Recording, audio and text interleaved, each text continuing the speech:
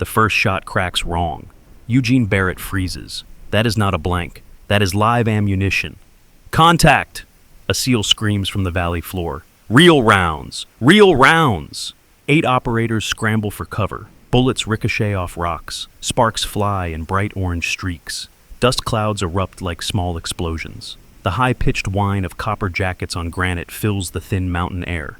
The valley erupts into chaos. Men diving, shouting, grabbing for weapons they thought were loaded with training ammunition. Lieutenant Bradshaw's voice rips through the radio. What is happening? Gunnery Sergeant Dixon spins toward Eugene. His face is red, veins bulging in his neck like steel cables. Do something! She reaches for her radio, presses the transmit button. Nothing. No static. No response. She flips it over. The battery compartment is empty. Someone pulled it. OP-4 keeps firing from the ridges above. They do not know the ammunition is real. They think this is still training. Standard force-on-force exercise. But those rounds are punching holes in equipment packs, shattering stone, sending fragments into the air like shrapnel from a grenade. A SEAL goes down. Leg wound, dark stain spreading across his pant leg like spilled ink. He is screaming. 60 seconds until OP-4 advances to finish the objective. If they close distance with live ammunition, all 8 operators die. Dixon shoves Eugene aside. Get out of the way. You are useless. Eugene does not move. Her eyes track the eastern ridge. 478 meters. Wind 3 knots from the northwest. Temperature 41 degrees. Humidity low. Coriolis effect negligible at this range but present. Air density at 8,200 feet. Elevation reduces drag. Calculations she has not run in 3 years surface like muscle memory. Like breathing, she turns, runs, not away from the gunfire, toward the cliff face. Retired Master Sergeant Kowalski watches her sprint toward the rocks. His weathered face goes pale. His hand drops from the binoculars. He knows that run. He taught her that run 12 years ago. 2 hours earlier. The briefing room sits at 8,200 feet elevation. 18 people crammed into a space built for 12. The walls are plywood. The floor is concrete. A single heater in the corner barely keeps the temperature above freezing. SEAL team operators lean against the walls, arms crossed, rifles slung, watching. OP-4 personnel check magazines. Range staff huddle near a coffee pot that has not been cleaned in weeks. The coffee smells like burnt rubber. Eugene stands at the front. 5'3", 115 pounds. Navy blue range safety jacket over a gray base layer. Dark hair pulled into a tight bun. Not a single strand out of place. She holds a clipboard like a shield.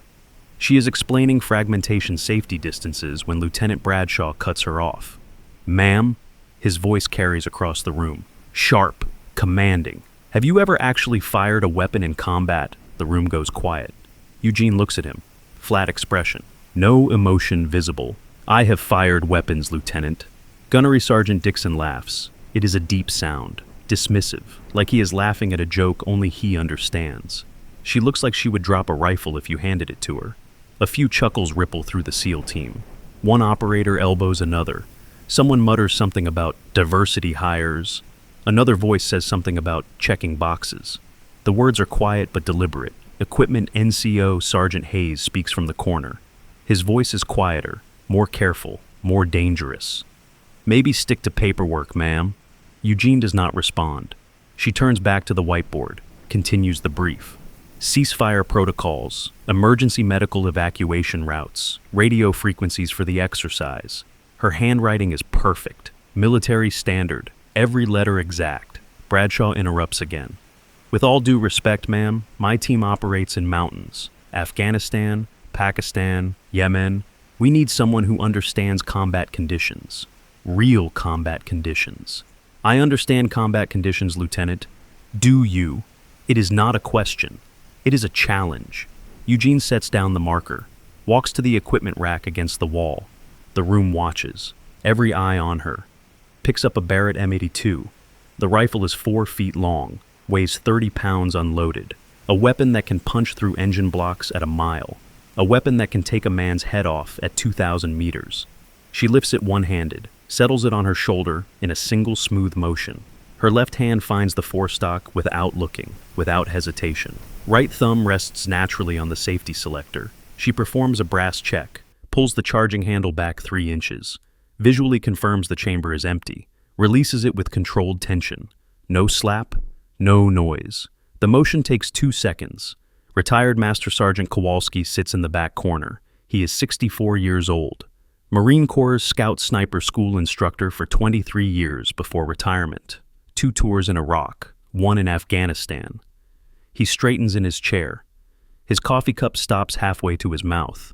That is not beginner handling. That is thousands of rounds through that exact weapon system.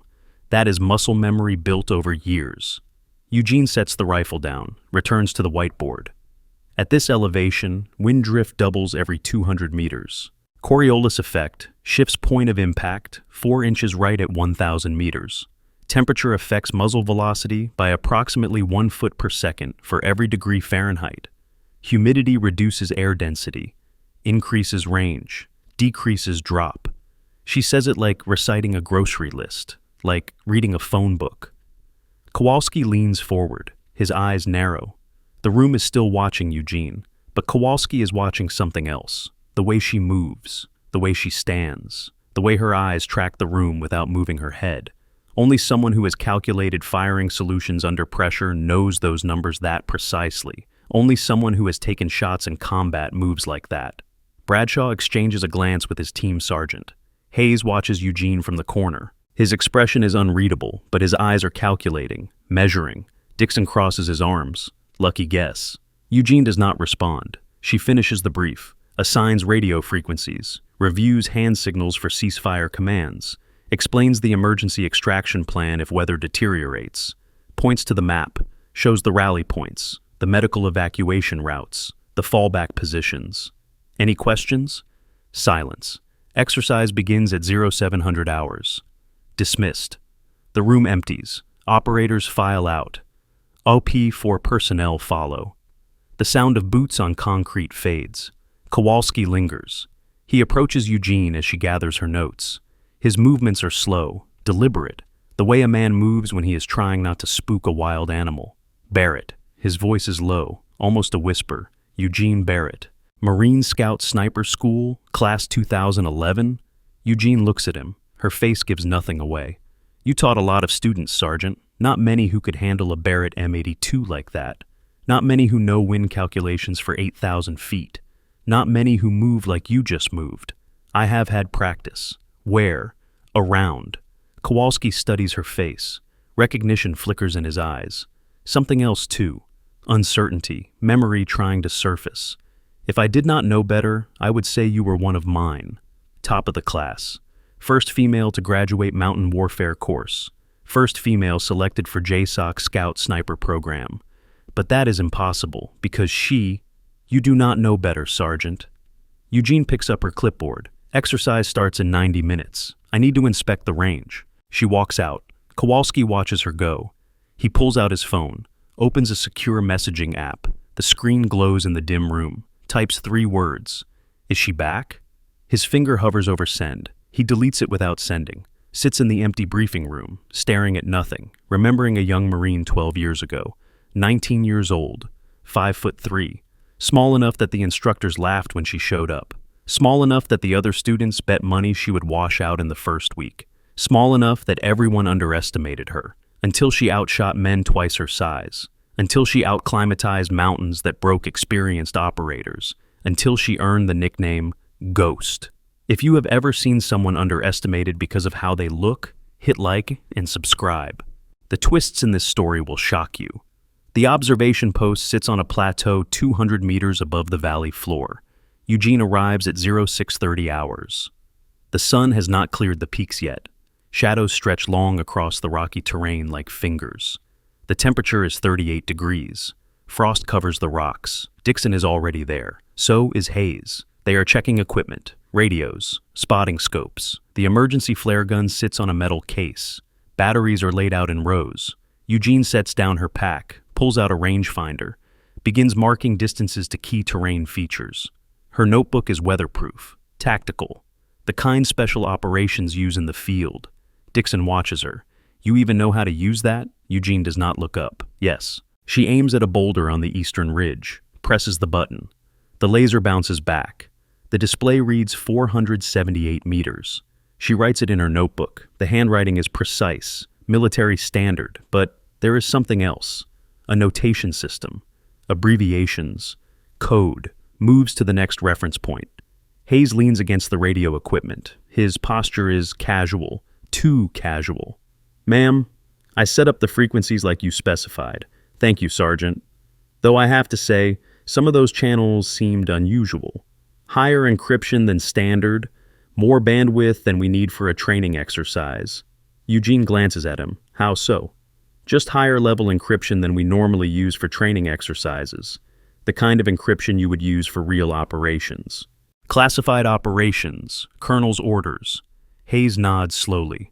"Right, of course. Colonel's orders." He turns back to the radio.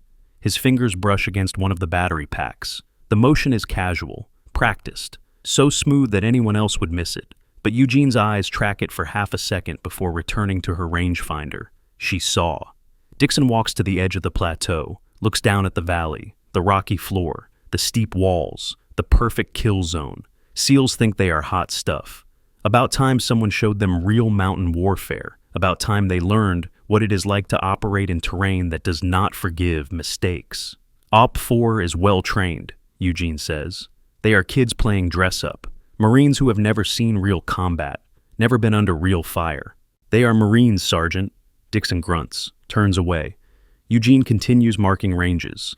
612 meters to the western outcropping, 340 meters to the southern saddle, 892 meters to the northern ridge where OP4 will position their heaviest element. Every distance exact, every angle calculated. Kowalski arrives at 0645 hours. He is carrying a spotting scope and a thermos of coffee. The thermos is dented. Military issue, 20 years old at least. He sets up position 20 feet from Eugene, close enough to observe, far enough to not crowd. "Morning, ma'am. Sergeant. Sleep well? Well enough."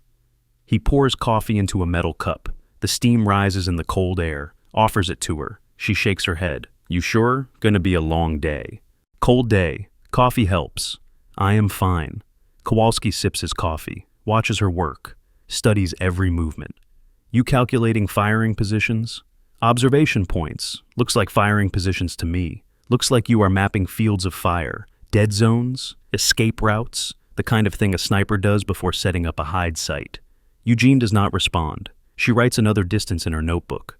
Kowalski catches a glimpse of the page. The handwriting is precise, military standard, but there is something else, a notation system he recognizes. Dope data, distance, observation, previous engagements. That is sniper terminology. That is what scout snipers use to record shooting data. Wind, temperature, humidity, elevation, every variable that affects a bullet over distance. He starts to speak. Stops. Drinks his coffee instead. Watches the valley. Thinks about a young Marine 12 years ago who could calculate wind drift in her head. Who could read terrain like a book. Who moved through mountains like smoke. At 0655 hours, the SEAL team enters the valley from the southern approach. 8 operators in full kit, helmets, plate carriers, rifles with blank firing adapters attached. The adapters are bright yellow, impossible to miss. Supposed to prevent live ammunition from being loaded. They move in a tactical column, spacing good, 5 meters between operators. Weapons discipline tight, muzzles down and safe. Communication through hand signals. Professional, well-trained. Bradshaw's voice comes over the radio. "Range safety, this is Alpha 1. Entering the objective area." Eugene picks up her radio, keys the microphone. Nothing happens, no static, no transmission light, no response. She looks down. The battery compartment is open, empty. The battery is gone. Hayes glances over. His face shows concern. Practiced concern. "Problem, ma'am? Battery is missing. Must have fallen out. I have a spare." He reaches into an equipment bag, pulls out a battery pack, hands it to her. The metal is cold. The contacts are visible. Eugene examines it, turns it over in her hand. The contacts are corroded. Green oxidation. Old. This battery has not held a charge in months, maybe years. "This will not work, Sergeant." Hayes frowns. Confusion. Concern. "That is strange. I just inventoried these last week. Every battery tested, every battery charged. I do not understand how. Dixon pulls a radio from his belt, interrupts. Use mine, ma'am. Eugene takes it, tests the transmission. Static crackles. Alpha 1, this is range safety. Copy? Bradshaw's voice responds. Clear, loud and clear, proceeding to phase line Alpha. The SEALs advance into the valley, 8 operators moving through terrain that will become a kill zone. OP-4 is already in position. Eugene can see them through binoculars. 7 Marines spread across the eastern ridge. Good concealment, using rocks for cover, proper fields of fire overlapping the valley floor. Interlocking sectors. This is textbook ambush setup, the kind that gets people killed in real combat. At 0700 hours, the exercise begins. The first blank rounds crack out at 0703 hours. OP-4 opens up from the ridge. The sound echoes off the valley walls, multiplies, becomes deafening. The SEALs react immediately. They drop, return fire, tactical movement toward cover, bounding by teams. One team moves while the other provides suppressive fire. Then switch, leapfrog, standard infantry tactics. It is loud, chaotic, but controlled. Eugene tracks the action through her binoculars. The SEALs are good, very good. They are moving like a machine. Every operator knows his job, knows his sector, knows his fields of fire. Bradshaw's voice comes through. Range safety, taking effective fire from Grid November, Victor 724, requesting air support simulation. Eugene keys Dixon's radio. Alpha 1, simulation approved. Fast movers on station in 3 minutes. Standard exercise progression, by the book. Everything going according to plan. OP-4 shifts position. They are trying to flank. One fire team moves along the ridge, using terrain, staying low. Good tactics. The SEALs counter, set up a base of fire. Maneuver element pushes forward, trying to close distance, trying to get under the enemy's field of fire. It is going exactly as planned, exactly as rehearsed, exactly as briefed, until 0718 hours. A SEAL operator fires a burst, 3 rounds, standard controlled burst. The sound is wrong, too sharp, too loud, too real. Eugene's head snaps up, her entire body goes rigid. That was not a blank. Before she can key the radio, the ridge erupts. OP-4 returns fire. More wrong sounds. Bullets hitting rock with impact. Real impact. Sparks flying in bright streaks. The distinctive crack of supersonic rounds breaking the sound barrier. Cease fire! Eugene shouts into the radio. Cease fire! Cease fire! Nothing happens. OP-4 keeps firing. They are wearing ear protection, foam plugs, electronic muffs, cannot hear her radio calls, cannot hear her shouting. The doctrine is to follow visual signals or radio commands from their own team leader. Their team leader thinks this is still training. A SEAL goes down. His leg buckles underneath him. He grabs his thigh. Red spreading through his fingers, staining the tan fabric dark. He is screaming. The sound cuts through everything. Bradshaw's voice, panicked now, high, stressed. Real rounds. Those are real rounds. Cease fire. Cease fire. But OP-4 cannot hear him. Different radio net, different frequency, different command structure. Eugene grabs the emergency flare gun. It is supposed to signal immediate exercise termination. Universal signal. Everyone knows it. Everyone trained on it. She aims up, points at the sky, pulls the trigger. Nothing. The firing pin clicks on an empty chamber. Dry fire. No flare, no smoke, no signal. Someone removed the flare. Dixon stares at the valley. His face has gone white, sheet white, like all the blood has drained out. This is not... This cannot be. Hayes backs away from the radio equipment. His eyes dart to the trail leading down from the observation post. His hand moves toward his pocket, stops, moves away. Eugene drops the flare gun. Her mind races through options. Calculating, analyzing. No radio to OP-4, no flare, no direct line of sight for hand signals. They are 400 meters away behind rocks, cannot see the observation post. The SEALs are pinned. Return fire would be deadly, would be murder. They are trying to retreat, but the valley is narrow. Rocky walls on 3 sides. Only one way out, and OP-4 is between them and the exit. OP-4 advances. Standard doctrine. Assault through the objective. Close with the enemy. Finish the mission. They are carrying what they think are training grenades. Smoke, flashbangs, harmless. One Marine pulls a grenade from his vest. Cylindrical, metal, prepares to throw, pulls the pin. The safety lever springs free. If that is live, the SEALs in that confined space. Eugene runs, not toward the trail, not toward safety, not toward help, toward the cliff face. Dixon shouts after her, "Where are you going? We need to call base. We need backup. Where are you?" Kowalski grabs his binoculars, tracks her movement. She is sprinting toward a rock formation. Vertical, steep. There is a climbing route there, barely visible, dangerous, exposed. It leads up to a higher ridge, 200 meters elevation gain. A sniper position, a position he showed to his top students 12 years ago, a position that does not exist on any official map. His blood goes cold. No way. It cannot be. She cannot be. Hayes is already moving, running down the trail, away from the observation post, away from the chaos, away from the screaming, away from the blood, fleeing. Eugene reaches the cliff face. It is a 60-degree slope. Loose rock, shale, granite, no rope, no equipment, no safety gear. She does not hesitate, grabs the first handhold, pulls herself up. Her boots find purchase on narrow ledges, inches wide. Her fingers find cracks invisible to anyone else.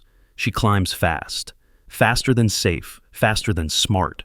Muscle memory from mountains in Afghanistan, in Syria, in places she is not supposed to remember, in places she is not supposed to have been. Kowalski watches through the spotting scope. His hands are shaking. She is climbing to the sniper nest, the hide site I built, the position I showed to exactly 3 students in 23 years. Dixon looks at him, his face confused, terrified. The what? There is a natural hide site at the top of that formation, 200 meters elevation gain, perfect line of sight to the entire valley, 360-degree field of view, natural concealment, wind shadow, perfect shooting platform. So, only someone with advanced mountaineering and long-range shooting training would know that position exists. Kowalski's hands tighten on the scope. The metal is cold. I only showed it to my top students, the ones who could handle it, the ones who earned it. Below, the situation deteriorates. OP4 throws a grenade. It arcs through the air, tumbles end over end, lands 15 feet from the pinned SEALs. The explosion is real.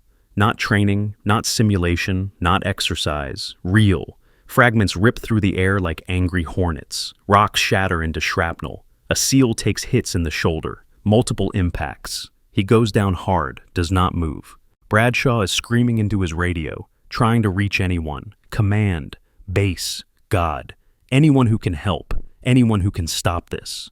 2 SEALs are wounded now. 6 still in the fight, but they are trapped, pinned down. No cover, no escape, no help coming. OP4 is 30 seconds from overrunning their position. Kowalski grabs Dixon's radio. This is Master Sergeant Kowalski. Emergency termination of exercise Kodiak. All units cease fire. Repeat. All units cease fire. This is not a drill. This is a real emergency. OP4 does not respond. They are on a different net. Cannot hear him. Cannot receive his transmission. He tries the emergency channel, the one that is supposed to override everything, the one that is supposed to reach everyone. Static. Just static. Someone has sabotaged the communications, cut the lines, killed the signals, isolated the valley. Dixon sits down heavily, like his legs cannot hold him anymore. His hands shake. This is my fault. This is all my fault. Kowalski glances at him. What? Hayes. He had something on me. Old incident. DUI. 10 years ago. Covered it up. Buried the paperwork.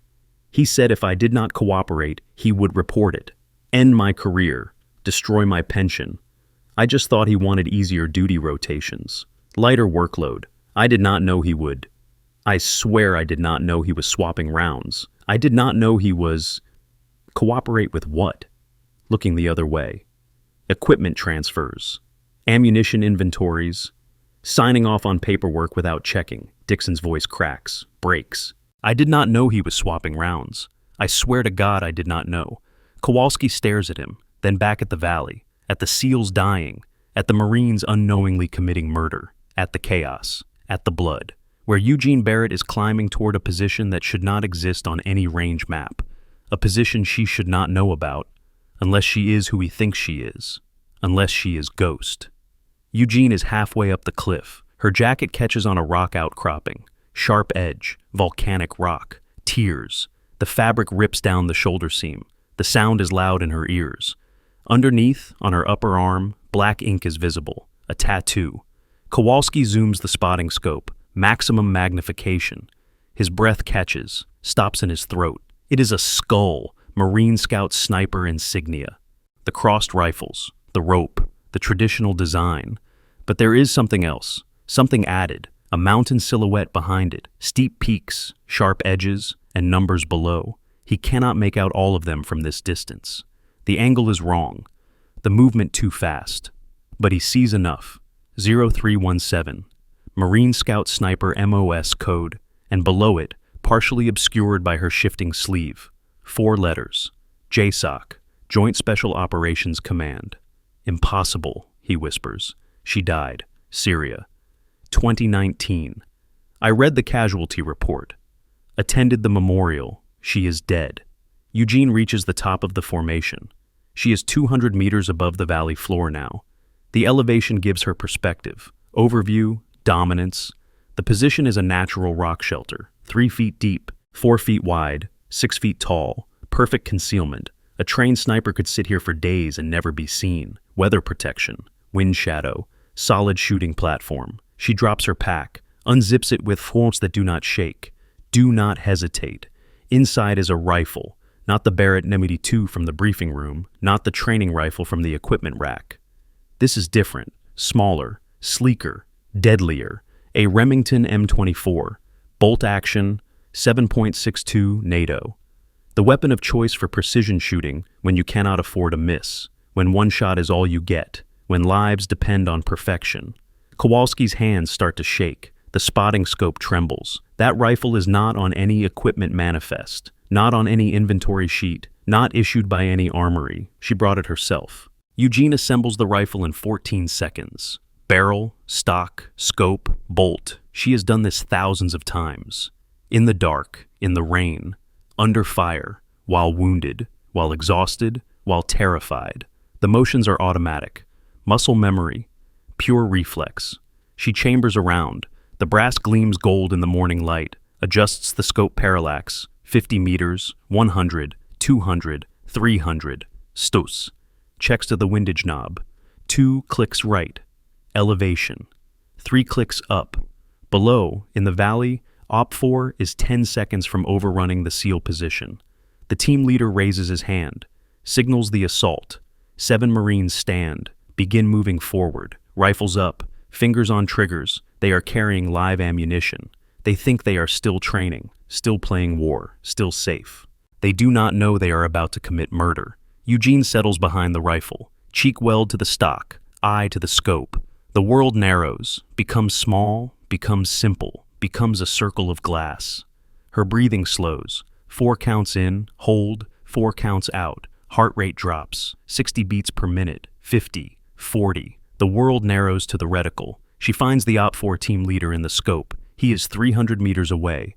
Moving, walking, rifle at the ready. Wind is 4 knots now, shifted to the west, coming across the valley, creating eddies, swirls, unpredictable. She adjusts for wind, for elevation, for the target's movement, for the air density, for the temperature, for humidity. Her finger rests on the trigger, 2 pounds of pressure, 3. The rifle has a 4-pound trigger pull, but she does not shoot, not yet, not the right shot. Comment below. What do you think happens when those blanks turn out to be real rounds? How does she save the team? In the observation post, Dixon is on his feet, pacing back and forth. 6 steps, turn, 6 steps, turn. We have to do something. We have to stop this. We have to call someone, anyone. Kowalski keeps the scope on Eugene. She is doing something. What? Hiding? Running away? Saving herself? Watch. Eugene shifts her aim. She is not targeting the OP4 team leader anymore, not aiming at a human being, not planning to take a life. She is aiming at something else. A smoke grenade on the Marine's vest, cylindrical, metal, clipped to his load-bearing vest, right side, easy access. It is a precision shot. 70-degree angle, downward, moving target, small impact point, 6 inches by 3 inches. If she misses, the bullet could hit the Marine, could end his life, could turn her from protector to killer. If she hits, the grenade will deploy. Create a smoke screen. Give the SEALs 30 seconds to reposition, 30 seconds to retreat, 30 seconds to survive. But there is a problem. Some of those grenades have been swapped. Smoke grenades replaced with fragmentation grenades. Hayes' sabotage runs deep, thorough, comprehensive. If Eugene hits a fragmentation grenade, it detonates, takes out the Marine carrying it, takes out everyone within the blast radius, kills the people she is trying to save. She has no way to know which grenade is which, no way to identify, no way to be certain. Kowalski sees her hesitate, just for a moment, half a second, maybe less. She is calculating. Risk versus reward. 1 life versus 8. Probability. Percentage. Acceptable losses. The math is brutal, unforgiving. The OPFOR team leader is 5 meters from the SEAL position. 4, 3, 2. Eugene takes the shot. The rifle cracks, sharp, loud. The sound echoes off the valley walls. The recoil pushes back against her shoulder. Familiar, expected, controlled. The round travels 300 meters in 0.4 seconds. Impacts. The grenade on the Marine's vest erupts, but it is smoke, not fragmentation, not explosive. Gray-white clouds billow out, thick, dense, chemical smoke, obscure the valley floor in seconds. The OPFOR team stops, confused, cannot see, cannot maneuver through smoke without breaking formation, without losing coordination, without becoming vulnerable. The SEALs use the 30 seconds. They drag their wounded. One operator grabs the man with the leg wound, pulls him behind larger rocks. Another grabs the shoulder wound, hauls him to cover. They retreat toward the southern wall, find defensive positions behind boulders, behind cover, behind protection. Bradshaw's voice over the radio, strained, panicked, confused. Who fired that shot? Who is shooting? No one answers. Eugene chambers another round. The bolt moves smooth, well-oiled, well-maintained, finds a second target through the thinning smoke. Another smoke grenade, different Marine, different position. Fires. Another cloud. More confusion, more cover. The smoke spreads across the valley floor like fog, like a living thing. OPFOR holds position. Their team leader is trying to regain control, trying to figure out what is happening, trying to understand. Hand signals, radio calls, shouting. But Eugene is not done. She shifts aim to the ridge, to a radio antenna mounted on a rock. Thin metal, whip antenna, 4 feet tall. The OPFOR command element uses it to coordinate with their team leader, to pass orders, to control the battle. One shot, the antenna shatters. Metal fragments spray, the radio goes dead. OPFOR loses communications. Now they have no choice. Standard operating procedure when communications go down in a training exercise is to halt advance, return to rally point, wait for instructions. Wait for the range safety officer to restore communications. Wait for the exercise to reset. The Marines begin withdrawing, pulling back, moving away from the valley floor, away from the SEALs, away from the killing zone. The SEALs are safe, for now, for 30 seconds, until someone figures out what is happening. Kowalski lowers the spotting scope. His hands are shaking, trembling. That was... He cannot finish the sentence, cannot find words. Dixon stares at the ridge where Eugene is positioned, 200 meters up. Invisible. Hidden. Who is she? What is she? Below, in the valley, Bradshaw is performing triage on his wounded. 1 leg wound, tourniquets, pressure, 1 shoulder injury, multiple fragment wounds, both serious but not fatal, not immediately life-threatening. He is also looking for whoever fired those shots, scanning the ridges, the high ground, the terrain. He raises his binoculars. Military issue, 7 power magnification. Scans the ridgeline, finds Eugene. She is packing up the rifle, moving fast, breaking down the weapon. But not fast enough, not invisible anymore. Bradshaw sees the weapon, sees her, sees the torn jacket and the tattoo underneath, the ink, the skull, the mountain. Even from 300 meters away, through binoculars, with smoke still drifting, he can make out the skull. His radio crackles. Range safety, this is Alpha 1. Who is on that ridge? Identify yourself. Eugene does not answer, does not transmit, does not respond. She slings the rifle, starts climbing down, faster than safe, faster than smart. Kowalski grabs Dixon's radio. Alpha 1, stand by. Situation is under control. Under control? Bradshaw's voice is loud, angry, raw. 2 of my men are wounded. Someone swapped live rounds for blanks. Someone tried to kill us. And there is a sniper on that ridge who just fired 3 shots, who is not authorized, who is not identified, who is... The transmission cuts off, not from Kowalski's end, from the base station. Someone just killed all radio communications, all frequencies, all channels, emergency, command, everything. Complete communications blackout. Kowalski and Dixon exchange looks. Haze. He is not just sabotaging the exercise, not just swapping ammunition, not just removing batteries and flares. He is covering his tracks, making sure no one can call for help, no backup, no medical evacuation, no witnesses, no evidence. And Eugene is climbing down into a valley with 8 armed SEAL operators who think she might be part of the threat, part of the attack, part of war or whatever is happening. Kowalski starts running, down the trail, toward the valley, his 64-year-old legs pumping, his lungs burning in the thin air. Dixon follows, younger, faster, but hesitating, uncertain, but they are 200 meters away. Vertical distance, rough terrain.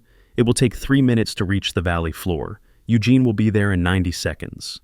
And Bradshaw is already moving his team toward her position. 6 able-bodied operators, rifles, training, anger. The cliff face is treacherous going down, looser than going up. The handholds crumble, the footholds slip. Eugene's boots slip twice. She catches herself, keeps moving. No time to be careful, no time to be safe. She is 50 meters from the valley floor when she hears them. Boots on rock, multiple people, moving fast, running. The distinctive sound of military boots. Vibram soles, leather, metal eyelets.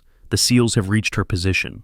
She drops the last 10 feet, falls through the air, lands in a crouch, absorbs the impact with her legs, stands. 8 rifles point at her. Bradshaw steps forward. His face is hard. Granite. Controlled fury barely contained behind professional discipline. On your knees. Hands behind your head. Now. Eugene does not move. I said on your knees. She slowly raises her hands. Palms open. Fingers spread. But she does not kneel. Does not submit. One of the SEAL operators moves behind her. Grabs her pack. Opens it roughly. Pulls out the Remington M24. Disassembled. Components, but unmistakable. Sir. Sniper rifle. Suppressed barrel. No training modifications. Custom glass. Match-grade weapon. Another operator checks the chamber of the assembled upper receiver. Live round. Match-grade ammunition. Federal gold medal. 175 grain. Bradshaw's expression darkens, hardens. You brought a weapon to a training exercise. You fired on United States Marines. You endangered my team. You violated about 15 federal laws. Eugene meets his eyes, says nothing. Who are you? Silence. I asked you a question, ma'am. Who are you? The operator behind her grabs her jacket, pulls it down off her shoulders to check for more weapons. To search her, to identify her. The torn fabric falls away. Her tattoo is fully visible now. Upper arm, black ink. No color, just lines, but unmistakable. The scout sniper skull, the crossed rifles, the rope, the traditional Marine Corps emblem, the mountain silhouette behind it, steep peaks, sharp angles, and below it, clear in the morning light, numbers and letters. USMC 0317, JSOC MSOB, Ghost. The operators freeze. Every single one. One of them, the team sergeant, lowers his rifle slightly. His eyes widen. Sir? Bradshaw stares at the tattoo. His face has gone pale, white, like he has seen a ghost. Which he has. That is not possible. His voice is quiet now, almost a whisper. Kowalski arrives, running, out of the breath, wheezing. He pushes through the SEAL team. Stand down! All of you, stand down! Bradshaw does not look away from Eugene. Master Sergeant, This woman brought an unauthorized weapon to a federal training facility. She fired on United States Marines. That woman, Kowalski interrupts, just saved your entire team. She fired on Marines. She fired on smoke grenades to give you cover. She destroyed a radio antenna to force OPFOR to withdraw. She did it from 300 meters with a moving target in variable wind at a 70-degree down angle. Kowalski's voice is shaking, not from exertion, from emotion. I know because I taught her those exact shots 12 years ago. The SEAL team sergeant steps closer, reads the tattoo, his eyes widen further. Recognition, memory, legend, ghost. His voice is barely a whisper. Mountain Ghost. First female Marine Scout sniper to qualify for JSOC Mountain Warfare Group. Killed in action, Syria, 2019. Bradshaw shakes his head, still staring, still not believing. That operator is deceased. Killed in action, IED, convoy ambush, no remains recovered, memorial service. I read the casualty report. Eugene speaks for the first time since the shooting started. Her voice is quiet, controlled, flat. I got better. Bradshaw stares at her. The team sergeant stares at her. All 8 SEALs are staring now, at the tattoo, at the woman, at the ghost. Dixon arrives, breathless, gasping. Sir, there is something you need to know. This was not an accident. The ammunition was swapped deliberately. Hayes, our equipment NCO, he has been... Where is Hayes? Kowalski interrupts. Dixon looks around. The observation post, the trail, the valley, gone. He ran when the shooting started, 15 minutes ago, maybe more. Bradshaw is still processing. His wounded men, the live ammunition, the woman standing in front of him with a tattoo that should belong to someone dead. Ma'am. His voice is different now, less angry, more confused, more careful. If you are who this tattoo says you are, why are you here? As a range safety officer? Eugene does not answer immediately. She looks at Kowalski, then at Dixon, then back at Bradshaw. Her eyes are calculating, measuring, deciding how much to reveal. Because someone is stealing from you, Lieutenant, and selling it to people who want Americans to die. What? Hayes is not working alone. There is a network, arms trafficking. They have been swapping ammunition, stealing explosives, selling them on the black market. This exercise was bait. Eugene's voice is calm, professional. Like she is briefing a mission, not explaining why 2 SEALs are bleeding. You used us as bait? Bradshaw's anger is returning. I use myself as bait. You were supposed to be safe. Training ammunition only, blank firing adapters, safety protocols. Someone moved up their timeline. Eugene looks at Kowalski. Did Hayes have access to the ammunition before last night? Kowalski thinks. Remembers. No. We did the final inventory yesterday at 1600 hours. Everything was correct. Blanks verified. Training grenades verified. I signed off myself. So, he swapped them last night, after inventory, after everyone left. Eugene's mind is working through the timeline, calculating, which means he knew. Someone told him the investigation was close. Someone warned him. The SEAL team sergeant speaks up. Ma'am, with respect, 2 of my men are wounded. We need medevac. Now. Whatever else is happening, they need medical attention. Eugene pulls a radio from her pocket. A different one. Not base issue, not standard equipment. Encrypted, secure, military grade. She keys it. This is Ghost. Exercise Kodiak is compromised. 2 casualties. Need immediate medevac and security team. Suspect fled on foot. Approximately 15 minutes ago. Direction unknown. Armed and dangerous. A voice responds immediately. Professional, calm. Copy Ghost. Birds are airborne. ETA 8 minutes. Security team en route. FBI is standing by. Bradshaw's eyes widen. FBI? This is not just theft, Lieutenant. This is federal. Arms trafficking across state lines. Possible connection to foreign buyers. Conspiracy. Attempted murder. SOCOM has been tracking this network for 11 months. Eugene's voice is quiet, steady. And you just became witnesses. And you are SOCOM? I was. Eugene's voice is quieter now, softer. Officially, I died 3 years ago in Syria. IED, convoy ambush, classified burial. Unofficially, I have been working cases like this, finding leaks, stopping weapons from reaching the wrong hands. The team sergeant looks at his wounded men, then at Eugene. You could have told us. We could have helped. If I told you, the network would have known. They have sources. Someone feeding them information. Eugene glances at Dixon. Sometimes those sources do not even know they are sources. Dixon looks at the ground. His face is shame, guilt, regret. A distant sound grows louder. Helicopters. 2 Black Hawks appear over the ridge. They circle once. Assessment, threat evaluation, then land in a clearing 200 meters south. Rotor wash kicks up dust, rocks. The sound is deafening.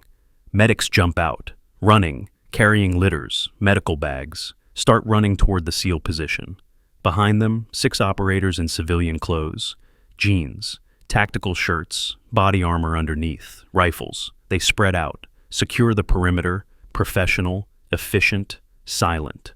One of them approaches Eugene. He is older, 50 maybe, gray hair cut military short, hard eyes, weathered face, the kind of face that has seen too much. Ghost. Colonel Hayes fled on foot. 15 minutes head start. He knows these mountains, knows the terrain. Eugene pauses, but he is not a field operator. He is logistics. He will not last long. The colonel keys his radio. All units, suspect is mobile in the training area. Coordinates follow. Consider armed and dangerous. Establish roadblocks. Lock down all access points. He looks at Bradshaw. His expression is professional, neutral. Lieutenant, I am Colonel Pierce, SOCOM Investigative Services. Your men did well today. I am sorry it went this way.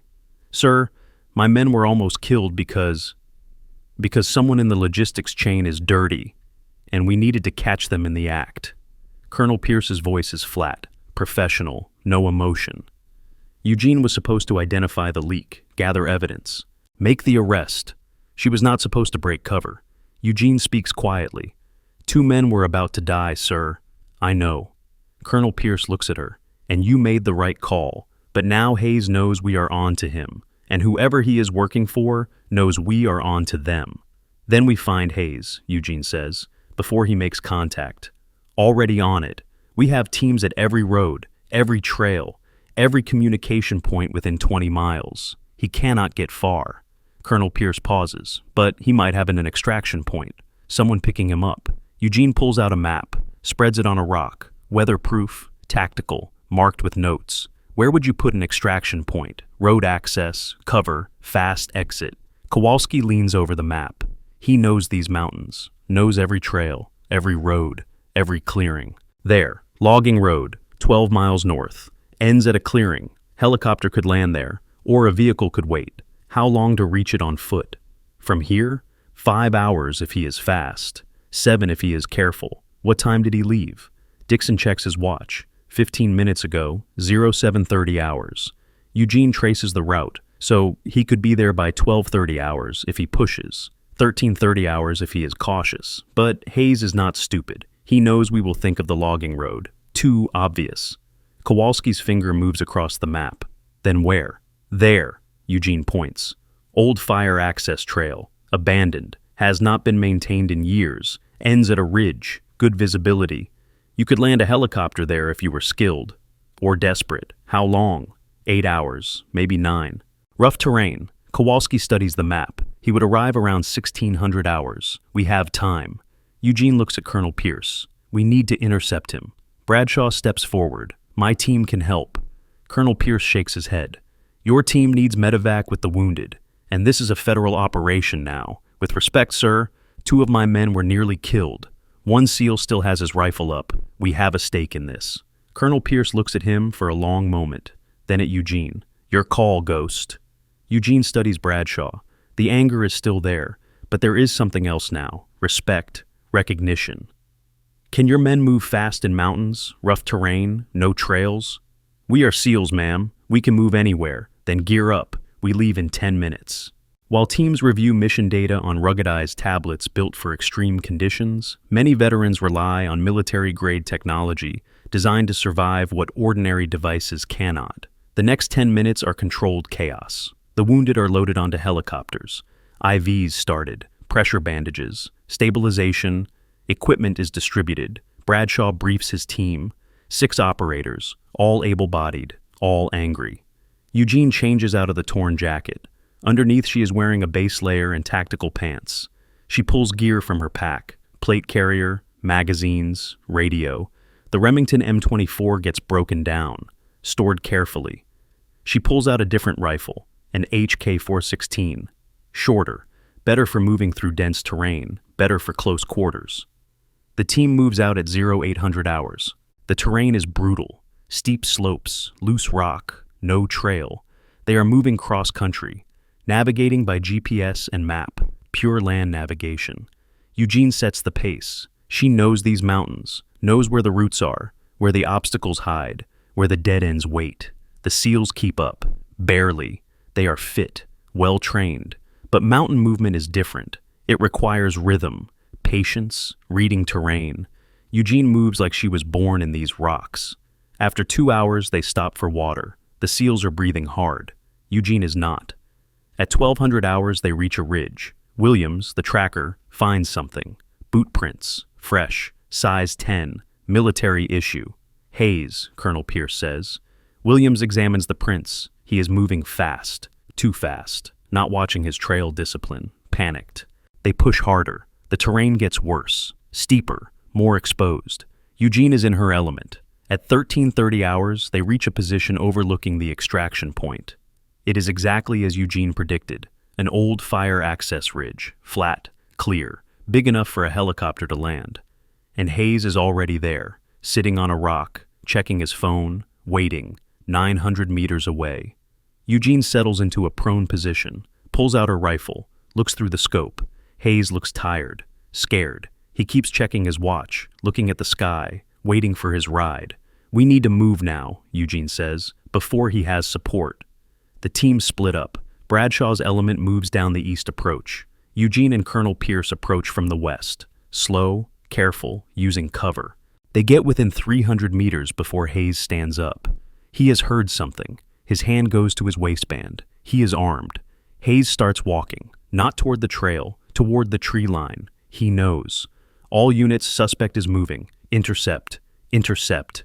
Bradshaw's team breaks cover, running. Hayes sees them, pulls his weapon. Federal agents, stop! Put down the weapon! Hayes fires. The shot goes wide, but it is enough. The SEALs return fire. Controlled bursts. Suppressive.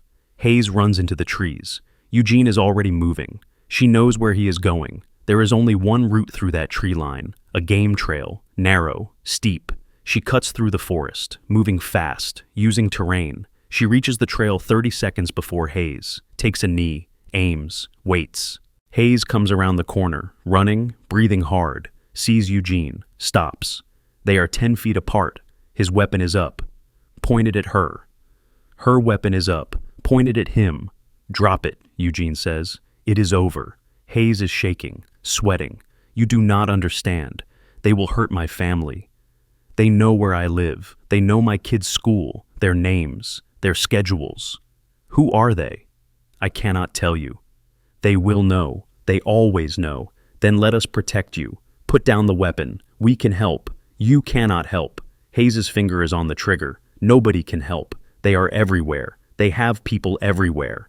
Behind him, Colonel Pierce appears, silent, weapon up. Hayes, the colonel says quietly, this does not have to end badly. Hayes spins. His weapon swings toward the colonel. Eugene fires. One shot. Hayes goes down. The weapon falls from his hand. Eugene moves forward, kicks the weapon away, checks Hayes. He is alive. Shot in the shoulder, non-lethal. But he is down. Colonel Pierce is already on the radio. Suspect in custody. Need medevac. Gunshot wound. Stable. Hayes is on the ground, bleeding, crying. They are going to hurt my family. Please, you have to protect them. Colonel Pierce kneels next to him. We will protect your family, but you need to give us names. Who are you working for? I cannot. They will know. They already know, Hayes. You failed. The weapons did not get out. The SEALs did not die. Your network is blown. The only question now is whether you cooperate. Hayes looks at him, then at Eugene, then closes his eyes. Tower 4. What? Tower 4. That is what they call themselves. I never met them. Just phone calls, encrypted messages, dead drops for payment. How many people? I do not know.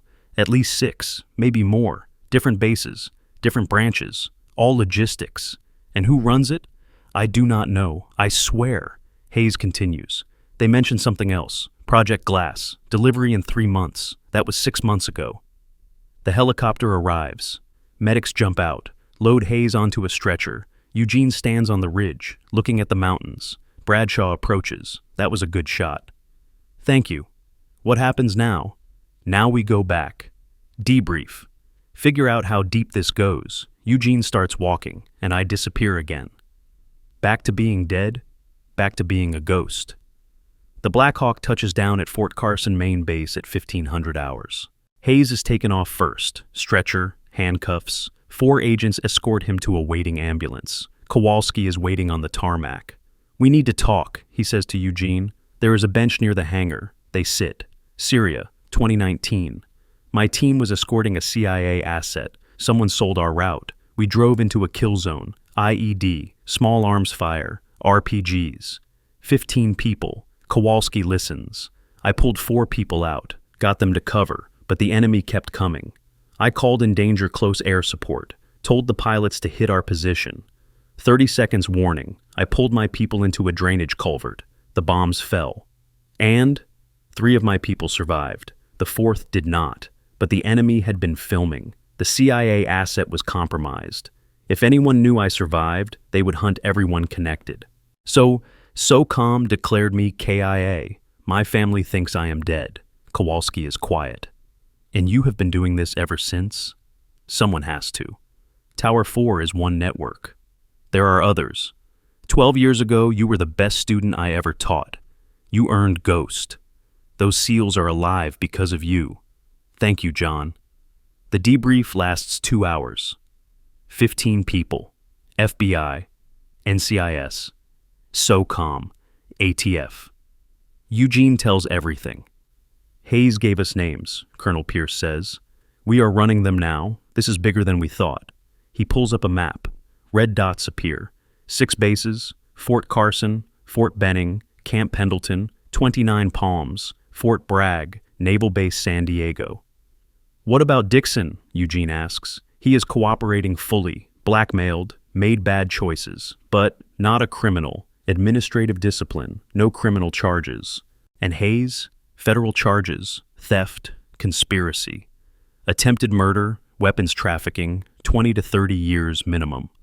The next morning, simultaneous raids hit all 6 bases. Fort Carson, 2 arrests. Camp Pendleton, 1 arrest. 29 Palms, 3 arrests. Fort Bragg, 1 arrest. Naval Base San Diego, 1 arrest. Warehouse discovered with stolen explosives. By 0800 hours, 9 people are in custody.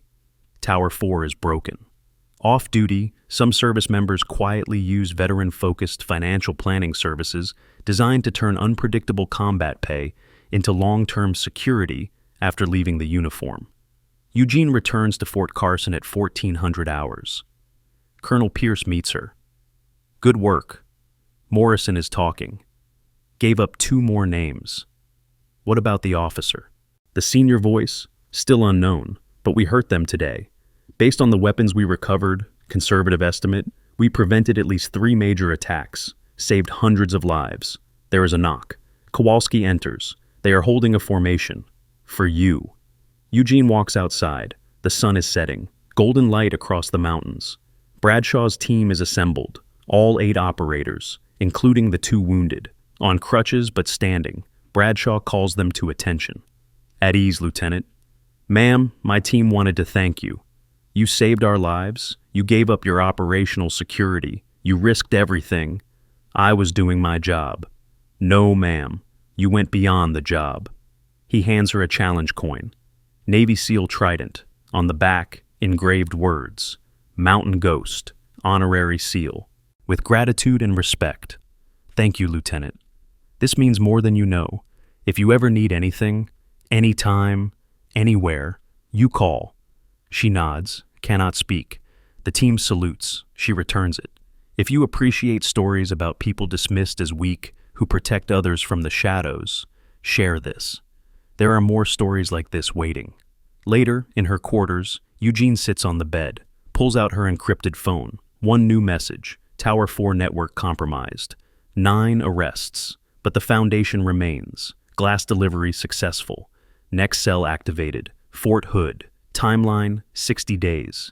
It is not from SOCOM. It is from Tower 4. They know who she is, what she did, and they are still operational. She types a response. Received. Acknowledged. Proceeding. Deletes the message. Both sides. The next morning, Eugene meets Colonel Pierce. New assignment. Fort Hood. Intelligence suggests Tower 4 has a cell there. Different role. Different cover. When do I leave? 72 hours.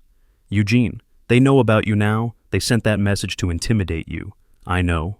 Are you afraid? Eugene considers. No, I am patient. And in the mountains, patience is the greatest weapon. Good, because this is not over. Project Glass is out there. The senior officer is unknown. Tower 4 will rebuild. I will stop them. Kowalski is waiting at the edge of the base where the mountains begin. Heard you are leaving. Soon. Be careful. They know who you are now. They know a ghost. Ghosts are hard to catch. John, if something happens, tell my family I love them. Nothing is going to happen. Come back. And when it is done, come home, really home. Not as a ghost, as Eugene. Eugene looks at him. I promise. They shake hands. He pulls her into a brief hug. Take care, Ghost. You too, Sergeant. She walks toward the helicopter. Behind her, Kowalski watches until she disappears. In her quarters, Eugene opens her laptop. Tower 4 network map appears. 9 arrests marked in red, but there are still dots, still connections, still unknowns. And in the center, a question mark. The senior officer. She zooms in on Fort Hood. Satellite imagery, personnel rosters, supply chain data. Somewhere in that information is the answer. She will find it. She always does. Her phone buzzes. Colonel Pierce. Transport leaves in 30 minutes. Good hunting, she replies. Acknowledged. Target acquired. Moving to intercept. On the tarmac, the helicopter waits. Rotors spinning, door open. She climbs in, straps in, puts on the headset. Ready, ma'am? Ready. The helicopter lifts off, rises above the base, above the mountains, into the clear Colorado sky. Eugene looks down, at the range where it all started, where she saved 8 lives, where she broke cover, where she became visible again. But only for a moment. Now she is a ghost again, hunting in the shadows, protecting people who will never know her name, stopping threats that will never make the news. It is lonely work, dangerous work, thankless work, but it is her work, and she is good at it.